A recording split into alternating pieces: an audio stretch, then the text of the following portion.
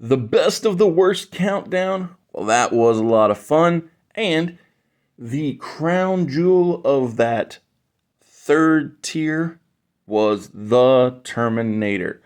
But after the open rolls, let's find out what the last two 3 out of 5-star films from the channel, Mr. Super Oz, were. Because the movie ratings, while they're on a slight hiatus, I'm not going to stop watching movies, not going to stop telling you what I think, so that's why let's find out what the last two 3 out of 5-star fine films from the first 199 movies reviewed are.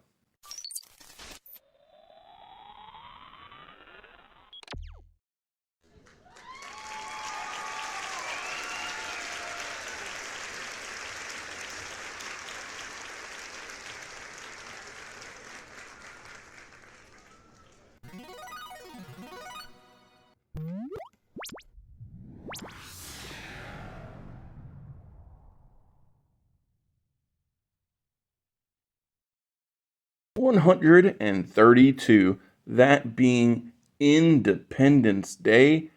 It was such a defining film for Will Smith. He is so much fun in the movie, and so many characters around him, whether it be Brent Spiner or Jeff Goldblum, everybody here just was on top of their game. The last 3 out of 5 stars film of the first 199 is 131, that being John Wick 2.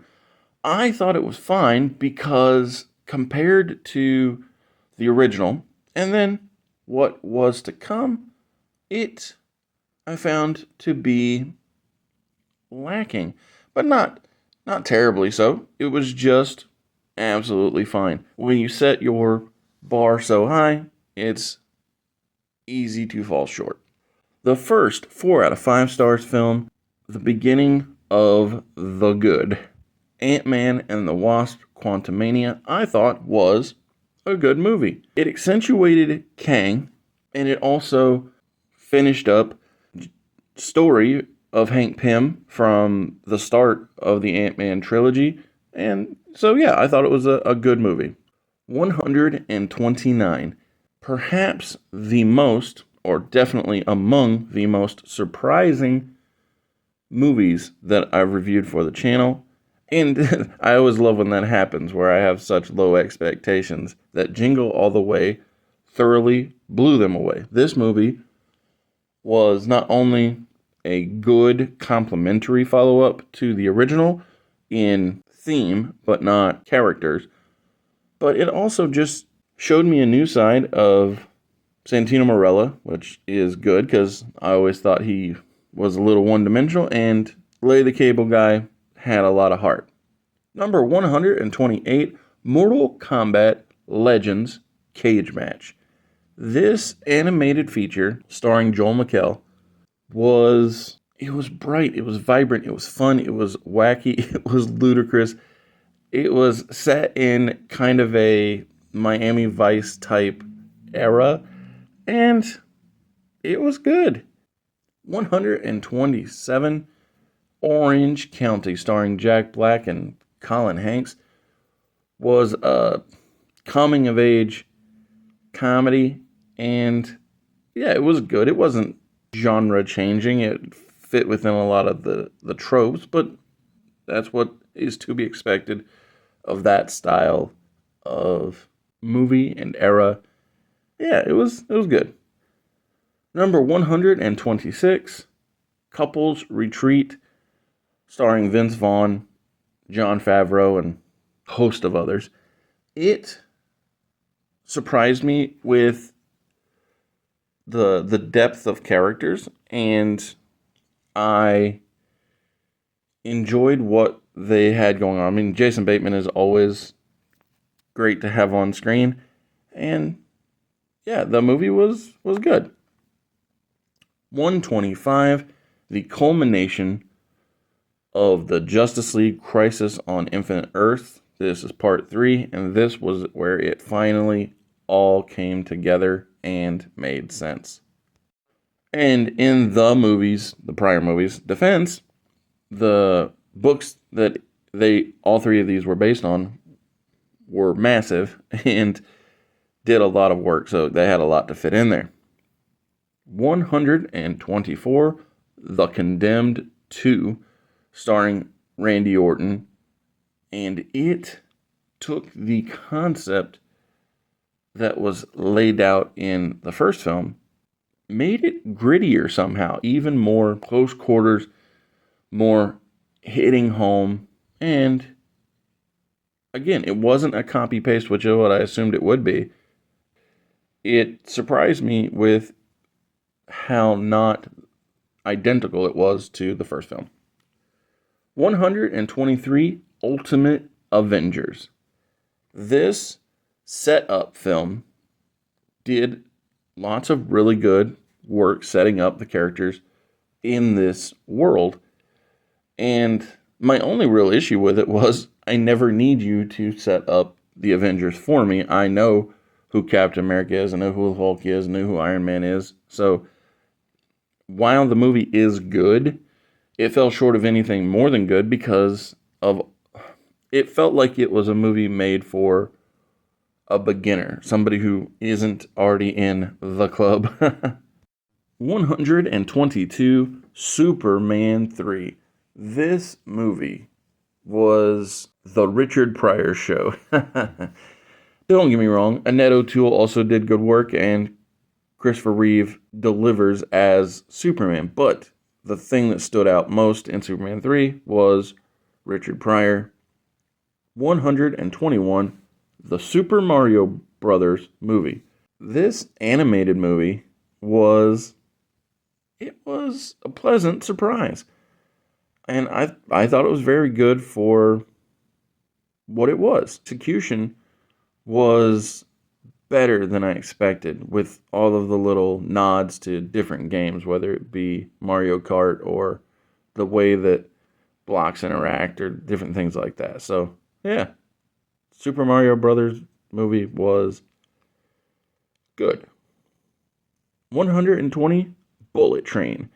This action-packed, high-speed, exciting adventure, never saw it coming. I didn't go to theaters to see it, but when I popped it on, when it was able to be streamed, very good surprise. 119, Mortal Kombat Legends Snowblind. Sub-Zero in a post-apocalyptic timeline where Kano is king. Now that's some good adventure when it comes to using the characters that are well known in a different way. 118, Hot Tub Time Machine 2. The follow-up to the original movie. The ideas made sense given what had come before. And yeah, I can't believe that I have such positive opinions about such a ridiculous franchise. 117, Walking Tall, starring Dwayne "The Rock" Johnson and Johnny Knoxville. It is a movie that has been made so many times because it's a story, I think, that will always resonate. The idea of you stepped away from your hometown to serve your country, and when you come back, things aren't the way that you were used to, and it's time for you to stand up and do the right thing. Neil McDonough, like always, is a spectacular villain, and everything just gelled so well, making it a good movie. 116, Woman of the Hour. This is not naturally my style of film. It was so unnerving because it's based on a real story where a man who takes advantage of women wins the dating game. Bachelor number 1, Are You Going to Kill Me? Actually, I think it was Bachelor number 3. But my point is, it's not generally my style, not what I seek, but man, was it done well. The time jumping to establish who the Bachelor bad guy was, where he comes from, how everything's going, the body of the game, and then the ending. Yeah, so it was good.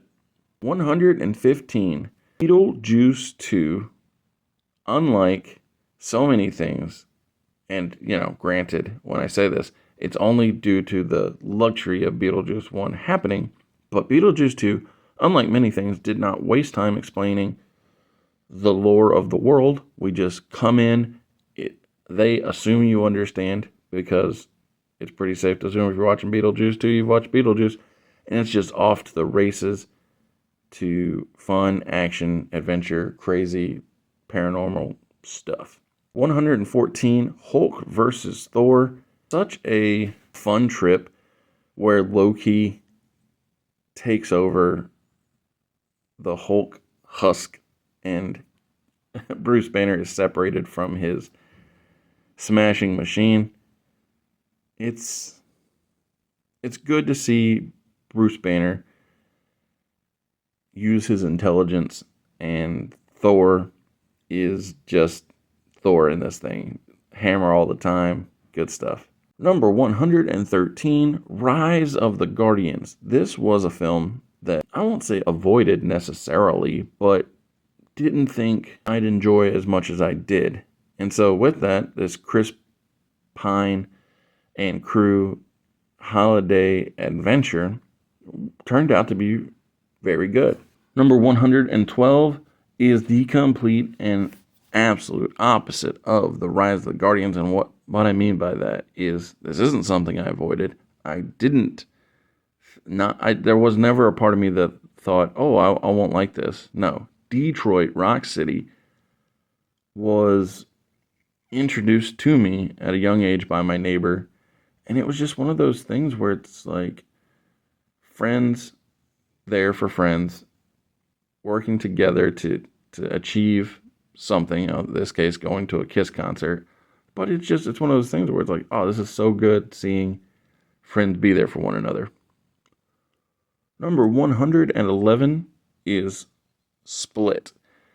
And this surprise follow-up to M. Night Shyamalan's Unbreakable, I'll be real, something I would have not watched until I knew that it was the follow-up to Unbreakable. Because Unbreakable is one of the movies that I can always count on to hit the right notes and I can get behind. And so Split, I thought, was just about split personalities, and I would have not put it on had I known, or had I not known that it was attached to the world that I was a big fan of in Unbreakable. 110, a claymation Halloween adventure, that being Paranorman. This is very much The Breakfast Club in clay form.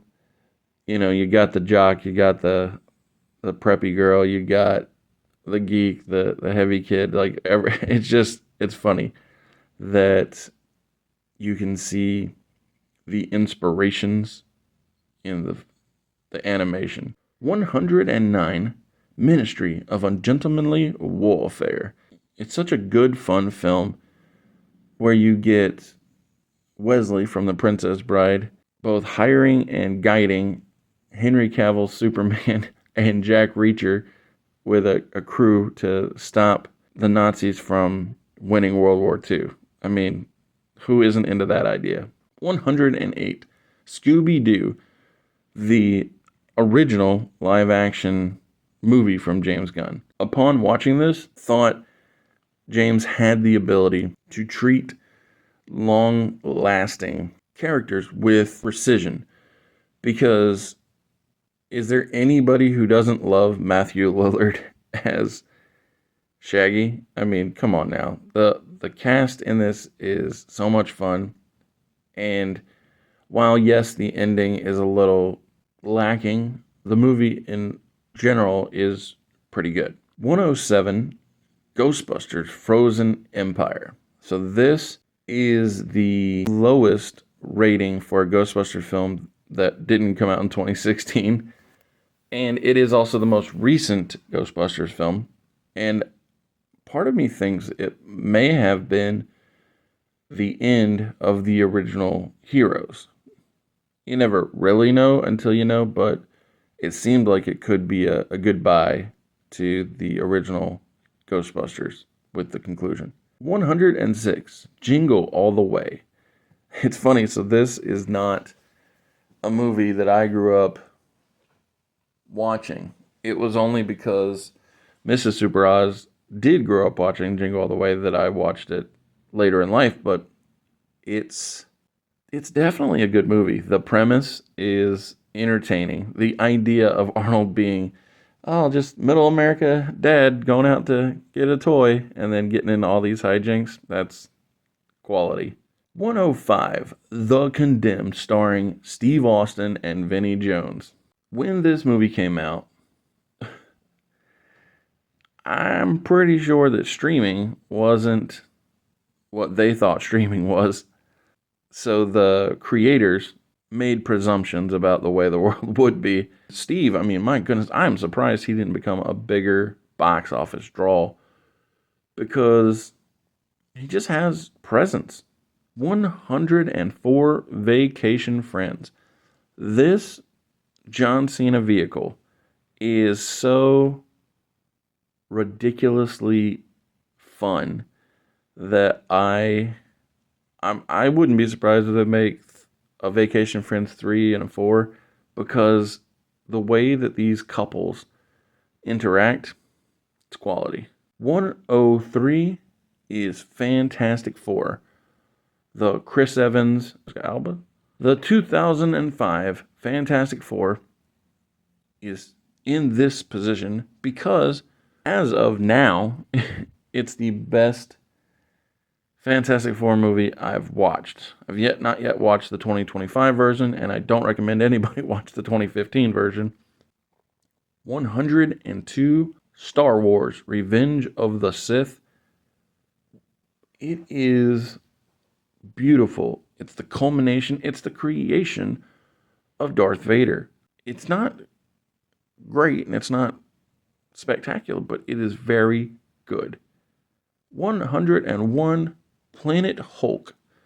This animated movie, it starts out with the Illuminati apologizing to Bruce because the Hulk has become too dangerous to stay on Earth, and I have always been a fan of the idea or this execution of Hulk growing and adapting and freeing people. My goodness, it's just a very good story. The 100th best movie that has been rated on the channel was the first ever short movie review released by Mr. Super Oz, that being Luckiest Man in America, starring Paul Walter Hauser, Johnny Knoxville, and the list goes on. The movie is based on a book that was written about a true event.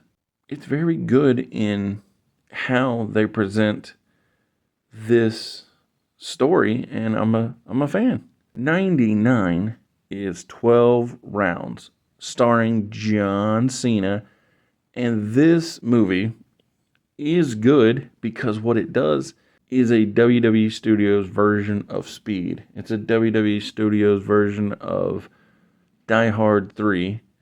It's made by the same creators of those films, so it makes sense that it would hit all those nostalgia spots. Thank you for being here at Mr. Super Oz. This video is going out, and this channel only exists because I, Oz, founded Gamble Comics, which first release was Everlasting Survivors, a 68-page graphic novel called All Day Long. Available now. Follow the link in the description that will take you to gamblecomics.com. While there, you can get hats, shirts, posters, much, much more, but most importantly, the story itself. Movie 98 on the countdown is Flight, starring Denzel Washington. Thank you, Brandon, for recommending this. It is one of the realest movies I've ever seen, where You see the struggle with addiction. You see the struggle to overcome. You also see the rawness of a man lying to protect himself. Oh my goodness, it's like I said, it's real, it's raw, it's good. 97, it's the opposite of real, it's the opposite of raw, but it is still good. It is True Lies. Arnold Schwarzenegger, once again, out here pretending to be an everyman to some people, but at least in this one, he is legitimately not the everyman. He's just putting on a face for the family. 96, Enemy of the State. This is among Will Smith's best serious roles. Gene Hackman is just so quality in anything that I see him in. The tandem works so well together. 95, Hot Tub Time Machine. It is hard to beat an original. The first film does outrank the second, and I love that this movie is what kept Sebastian Stan afloat until he got on with the MCU. Speaking of the Marvel Cinematic Universe, number 94, Captain America Brave New World. Sam Wilson, to me, made perfectly logical sense given his friendship and camaraderie and willingness to be by Steve Rogers' side to carry on that mantle. And while the movie wasn't as good as the trilogy of Captain America's, it's still a fine start for Sam. Number 93, a movie based around the man who would play Thaddeus Thunderbolt Ross in Brave New World, that being Solo, a Star Wars story. Now, it's not starring Harrison Ford in this one, but it is basically his origin story for his character, or the origin story for his character. The humor was good. I thought the pacing was good. While I did understand that Woody Harrelson was going to turn on Han pretty early on, it's not against the story, it's because I understand the character. 92, Amazing Spider-Man. I understand that there are people that will die on the hill that Tobey Maguire is the best, or people that will say the current MCU Spider-Man is the greatest. I'm not going to say Andrew Garfield is the best or the greatest, but I'll say this. I enjoyed the movie for what it was. The Lizard being the antagonist worked. Also, the idea of Captain Stacy believing in Peter, I was a big fan of that. Gwen, my goodness, big fan of Gwen. She and Peter's chemistry has always been the fuel that made people want to see Spider-Gwen show up for his character in the future. Number 91, Anyone But You, starring Sydney Sweeney and Glenn Powell. My goodness, those two actors, Glenn Powell, Sydney Sweeney, when they show up, they show out. And this movie was so good at making you believe their motivations, and I can always get behind that. Number 90, Rocky Balboa, the redemptive movie, the movie that was redeeming Rocky from Rocky 5, where Tommy Gunn and Rocky went at it in the alley. Well, in Rocky Balboa, Rocky gets called back to the ring via the news and video games and basically the modern world. And so, Rocky Balboa, really good. Number 89 is a movie that I have had different feelings for in different points in my life. So when it first came out, Ready to Rumble, to me, felt like it was not a fan of wrestling. At first, I thought David Arquette and Scott Conn, Oliver Platt were making fun of wrestling fans. I think part of that came down to feeling like Vince Russo was making fun of wrestling fans by putting the title on David Arquette. But as time has gone by, understanding that David Arquette actually gave all of his earnings from wrestling to the widows of wrestlers who had fallen, the idea of not taking myself too seriously has made it easier for me to find the joy in Ready to Rumble, because yes, it's making fun of wrestling fans, but can't we all just make fun of ourselves sometimes because it's the right thing to do? 88. Hey, look at that. Glenn Powell is back, and he is playing every possible version of a hitman because he tailors the hitman you hire to you, the person, to ensure that you use him to get you arrested. It was such a smart plan. Now, granted, that's partially because it's based on a true story, but the execution of Hitman was top quality, really good stuff. Number 87, Michael Keaton's Batman from 1989. This was so good. So good, in fact, that had the climax, the third act, the final part, the fight was different, the outcome was different. If things had been different in the third act, this would for sure be great or better. But because the third act gave me pause, I have placed Batman from 1989 in the good category. Number 86, Ghostbusters 2 was a good follow-up to the original, but it didn't quite, in my opinion, reach the same level as the first. That's why it is here. I will say this, it did have a better creep factor, if that's what you're into, with the painting following the woman and the baby and all that. 85, Top Gun. Goose, Maverick, Iceman, what can you say? Highway to the Danger Zone, Top Gun is just a really good movie. 84, The Jesus Revolution. This is one of those things where I came into the film not expecting a lot, and then it vastly over-delivered. When I put on the film, I didn't know who the star was. And then by the end, I was like, oh, the reason I don't know which character we're following is because all the characters are following Jesus. I was like, that's a pretty smart touch as far as storytelling goes.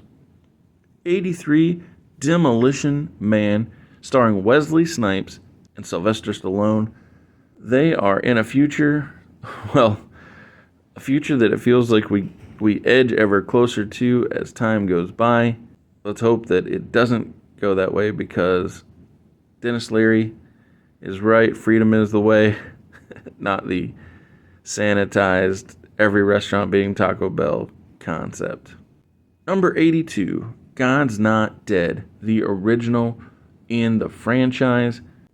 It took me a while throughout this film to get on board with all of the stories being told, because the first time they got a movie, they said, let's put all the stories in there. We don't know if we're going to get another one. They got an entire franchise out of it, and so if they'd had a little more patience, it would have worked out. But Kevin Sorbo and crew did good work in God's Not Dead. Number 81 is Superman from 1978.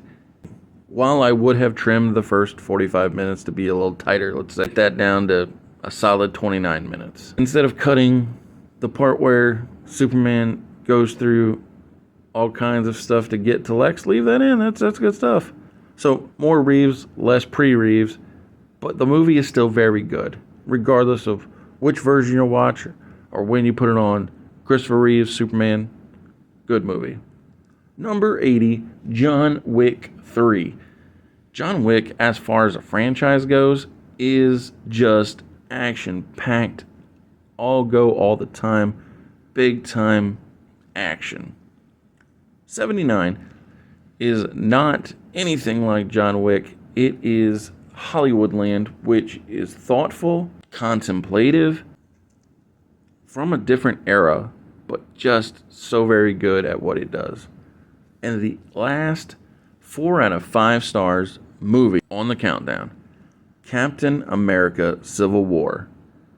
This Avengers 2.0 type movie where you bring in so many characters, whether it be Iron Man or Spider-Man.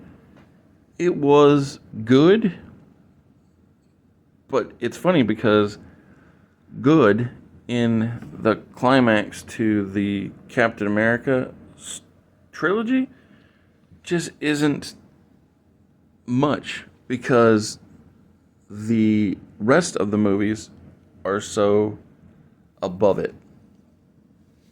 Here we are in that classic 5-star category. Number 77, the lowest, if you will, of the 5-star films. That being Jack Frost, starring Michael Keaton. And the movie it's heartwarming, it's thoughtful. The thing that makes it the least of them all is I'm just not really a Christmas movie kind of person, but the story itself is absolutely great. I don't think there's a thing about it I would change. Like, I really enjoyed the sun, there's just so many things about Jack Frost that is great, actually. I struggle to make Christmas movies better than great because it's like, when am I going to watch this? Once every few Christmases, maybe? 76 is a timeless, great movie that, unlike Jack Frost, can be put on at any point in time because it is over the hedge.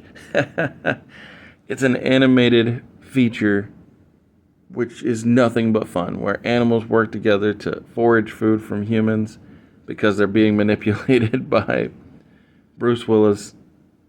Great times abound. The 75th best movie on the countdown, Ryan Reynolds' The Adam Project. I am such a fan of time travel. I'm a big fan of the idea of going back in time and having moments with those you've lost. It's really what saved The Flash from being in the hate category, and The Adam Project is so much better than The Flash. Both the movie, not the comics. The Flash comics, my goodness, top quality stuff. But The Adam Project did the Flash storyline where Ryan Reynolds goes back to see his mother, and it just did it so much better. 74, a great comedy starring Zac Efron and John Cena called Ricky Stenicki. This is one of the most, I never saw it coming, great movies, period. Like, you see the trailer and you think, oh, that might be all right, but William H. Macy, everybody delivers. John Cena is ridiculous in the best possible way. 73, Mortal Kombat Legends, Battle of the Realms, was so great. The idea of this movie, unlike Snowblind, where they went to a post-apocalyptic story, or Cage Match, where they do an 80s Miami Vice type story, this one is just straight up what Mortal Kombat is. Tournament, fighting, good guys, bad guys. It's what it's supposed to be. Number 72 on the countdown, The Marine 6, Close Quarters. Who would have ever thought Shawn Michaels playing a retired Marine, helping The Miz, Mike Mizanin, support other Marines, and then them teaming up to take down some bad guys, including Becky Lynch, would have been such a great movie. I mean, they finally figured out the formula, not here, but in prior films. So much so that by the time that Mike Mizanin's Marine 6 came out, it was an actually great movie. Number 71, the first ever retro review on the channel. Thanks, Brandon, for asking if I'd be interested in doing this, because we rewatched Keanu Reeves' Constantine, and it was great. It's not perfectly Constantine, Hellblazer from the comics, but I've often said movies don't have to be perfect from a comic. They have to be good for the story that you're telling, because those aren't the exact same thing. Number 70, Man of the Year. Robin Williams wins the presidency because of a glitch. I find it so interesting how often this concept of digital voting getting either manipulated or glitching out came up in this time, but Robin Williams' movie is probably the most fun version of that, whereas most of the other ones are very dystopian slash terrible. The 69th best movie on the countdown is Euro Trip. This great movie, Scotty doesn't know that this movie is as great as it is. Nobody saw it coming. This thing really stands the test of time. It's 20 years later, and it still feels like a hit. The idea that a person misreads a name, the younger brother makes fun of him for misunderstanding who he's been talking to this whole time. My goodness. Then the hijinks of the adventure. Big fan. 68 is Ultimate Avengers 2, which, like Beetlejuice 2, I prefer over the original because it did not require any exposition. Not any. It explained Black Panther, but no other hero in the story needed a backstory. Nobody needed to be caught up on. We just off to the races. The heroes are here and we're doing hero things. And I'm a big fan of treating your audience like they can understand. 67, Scooby-Doo, Monsters Unleashed, the follow-up to the prior Scooby-Doo James Gunn film.